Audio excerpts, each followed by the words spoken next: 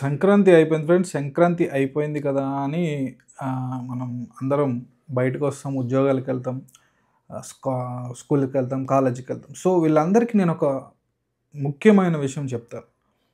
సంక్రాంతికి మనం ఎంతో ఆనందంగా పండగ చేసుకున్నాం. సో, గాలిపటాలు ఎగరేసాం. సో, గాలిపటాలు ఎగరేయడంలో మామూలు దారాలు వాడుంటే హ్యాపీయే. కానీ చైనా మాంజా అనేది బ్యాన్ అయ్యున్నా కూడా అది కొంతమంది వాడుతున్నారు. సో, ఆ వాడడం వల్ల ఏమవుతుందంటే గాలిపటాలు ఎగిరినంత సేపు బానే ఉంటాయి.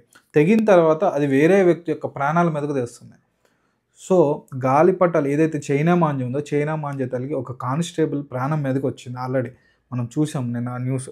సో, ఇప్పుడు ఈరోజు గనుక చూసుకున్నట్లయితే ఒక సాఫ్ట్‌వేర్ ఉద్యోగికి ఆయన వెళ్తుంటే ఆహ్, అది తెగింది. ఆ చైనా మాంజా అనేదైతే తెగింది. తెగి పాపం గొంతు నిండా ఇదంతా కుట్లు పడిపోయాయి. సో, అంటే రేపటి నుంచి మీరు ఆఫీసులకెళ్ళేవాళ్ళు గానీ, స్కూలుకెళ్ళేవాళ్ళు గానీ, బైకుల మీద ఎళ్ళేవాళ్ళు గానీ చాలా జాగ్రత్తగా ఉండాలి. ఒకసారి ఒక 2, 3 మనకు వారం రోజులు ఇది పడతది. 2, 3 రోజులు ఈజీగా పడతది. ఇదంతా కూడా పోవడానికి. అంటే గాలిపటాలు ఎగరేసి వదిలేస్తారు కదా దారాలు. సో, అదంతా కూడా కొంచెం జాగ్రత్తగా ఉండాల్సిన అవసరం ఉంది. So, be careful friends. మీకు ఇలాంటి అనుభవం ఏమైనా తగిలింటే మాత్రం కింద కామెంట్స్‌లో కామెంట్ చేయండి. వీడియో నచ్చినట్లయితే లైక్ చేయండి. అందరికీ షేర్ చేయండి. యూజ్ అవుతుంది ఇన్ఫర్మేషన్. Thank you friends.